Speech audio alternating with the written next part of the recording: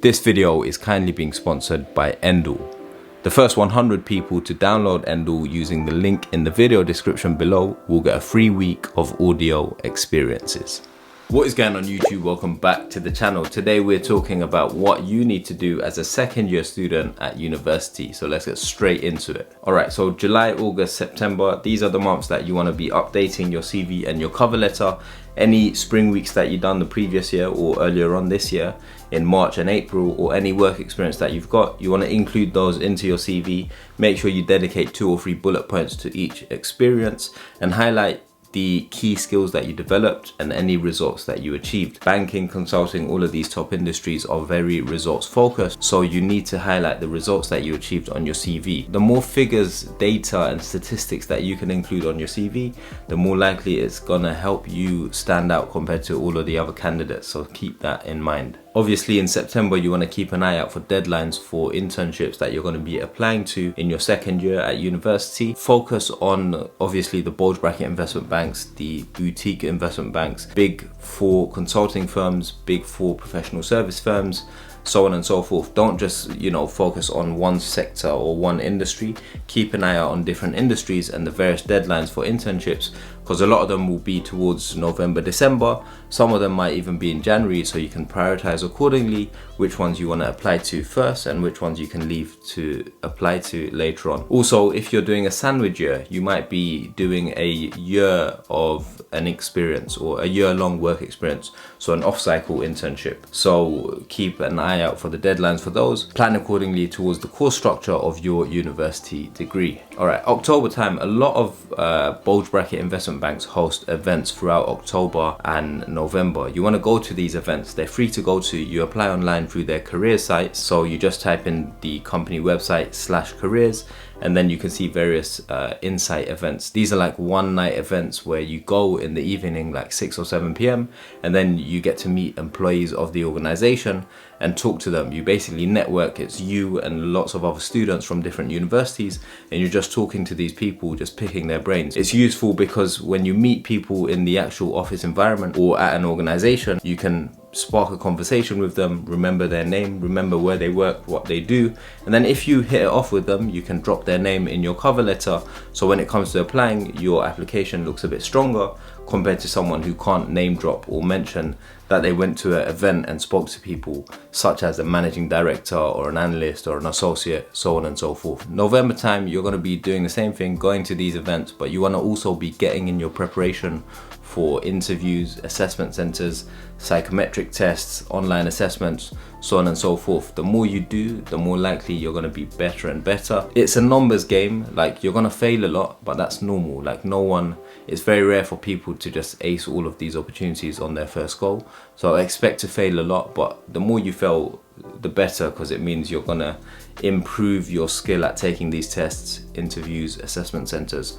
So November time, you really want to hopefully be getting interviews, getting assessment centers, and just practicing on those. This includes higher view interviews. I've done a video on answering 18 or 19 Goldman Sachs higher view interview questions. Check it out, it's on the channel. I'll link it somewhere as well, so do check that out. That will be useful for you if you've got a higher view interview coming up. December, this is where a lot of the firms are going to be closing their applications, so you don't want to miss any applications. Create an Excel spreadsheet, list all the deadlines, and make sure you work towards the deadlines. You want to submit applications at least 2 weeks or a month ahead of the deadline. But yes, you're going to be busy with uni work in your second year, so it might be hard to apply super early, but make sure you prioritize it, because you don't want to miss deadlines, because then it's like you didn't even take your shot, and so you didn't even put your name in the hat to get an interview and then hopefully secure an offer. This brings me on to today's video sponsor, Endel. Endel is a cool app that you can download from the Google Play Store or the Apple App Store. It's actually been featured as app of the day. Now, what is Endel? Let's start with the problem that Endel solves. If you're having a hard time focusing on doing your daily tasks, focusing, studying, or getting work done, or if you're struggling to get good quality sleep or enough sleep and you suffer from anxiety and stress, then Endel is an app that can be useful for you. Endel is basically an app that is backed by neuroscience patented technology that creates customized and personalized soundscapes for you. It's pretty cool because it reacts to things like the time of the day, your heart rate, the location you're at, and the temperature, and it creates a soundscape that is matched to your personal needs. As a result, this helps you focus, it helps you relax, and it helps you get better sleep. How does it help you relax? It calms your mind to create feelings of comfort and safety. It helps you focus by boosting your productivity so you can focus for longer periods of time, and it helps you sleep better by soothing you into a deep sleep so you can wake up feeling more refreshed and energized rather than tired and groggy. The first 100 of you to download Endor using the link in the video description below will get a free week of audio experiences. Now let's get back to the video. Alright, January time is typically when you're going to be doing your final round interviews and assessment centers, and hopefully by then you've had some experience doing the online assessments, doing interviews, doing assessment centers, and so on and so forth. And then February, March, you're going to be securing your offers, getting your internship notifications saying that congrats, you've got your internship offers.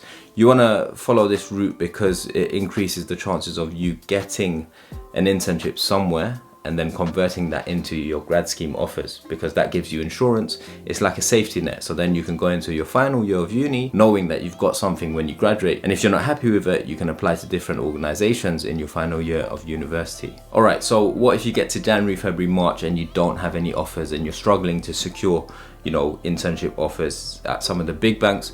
Be strategic, apply to back office roles. A lot of these opportunities are there in the front office, and there's a lot in the back office as well. A lot of students and graduates just want to apply to front office roles without, hedging themselves. They end up applying just to front office roles, they get nothing, and then they graduate with no offers whatsoever. You want to be strategic with your approach. Apply to some front office roles, apply to some back office roles, apply to some smaller organizations, apply to easier industries to break into. Don't get it twisted, investment banking is very difficult to break into. It's not a walk in the park. So you need to be strategic with your approach. And that's why I always tell students and graduates, your focus at uni should be to come out with an offer. It doesn't matter where you get your offer, you just want to get a foot into the door, because you could do 1 or 2 years in the back office of an investment bank and then move into the front office. So many people do it. So many people in the front office leave, and so these seats open up for people in the back office or the middle office. So don't worry about not getting your front office offers. Focus on getting your foot in the door, even if it's in the back office or a different industry. You don't want to graduate and have no offers, or you don't want to be in second year and have no internship, because it makes it harder to get a grad scheme later on. So keep that in mind. Try and hedge yourself. Think about the safety net. Have an insurance in place. Avoid putting all your eggs in one basket and then not even securing a single offer. It goes back to, don't get hung up on what everyone else is doing. Focus on yourself, because at the end of the day, you can, try and look at everyone and see, oh my God, they've got this offer, they've got this. It's not going to do much for you. It's probably going to stress you out. So try and avoid that type of mentality. Just prioritize securing something. Once you got an offer that you're going to be doing in the summer, an internship that you're going to be doing in the summer, then you can be applying to wherever you want. Just first get that safety net and then move forward. I repeat this so often because not many people listen to this advice, but honestly, it's super, super important advice that I can't recommend enough. If you can't secure any other back office roles or any other industry opportunities, then look at building on your extracurricular activities, voluntary work, any side hustles or things that you're working on. Key thing to be doing is basically building your CV, because your degree is only going to be 1 or 2 lines on your CV. Rest of it is going to be work experience, extracurricular activities, hobbies, interests. So you need to build all of that in order to pitch yourself to companies when it comes to applying for grad schemes and internships. Throughout April, May, June, whether you have an internship or not, keep an eye out for different types of opportunities, whether it's work shadowing, whether it's some informal work experience, whether it's, a few days here or there by leveraging a network, or if you know someone. The more you can do, the better it looks on your CV. But obviously don't burn yourself out, but keep an eye out for different opportunities. And then June, July, August, hopefully you would have secured your summer internship offer. Make sure you give it your all. You focus on converting that summer internship into a grad scheme. The only reason you're doing a summer internship is to kind of identify if you want to do it as a full-time role or not.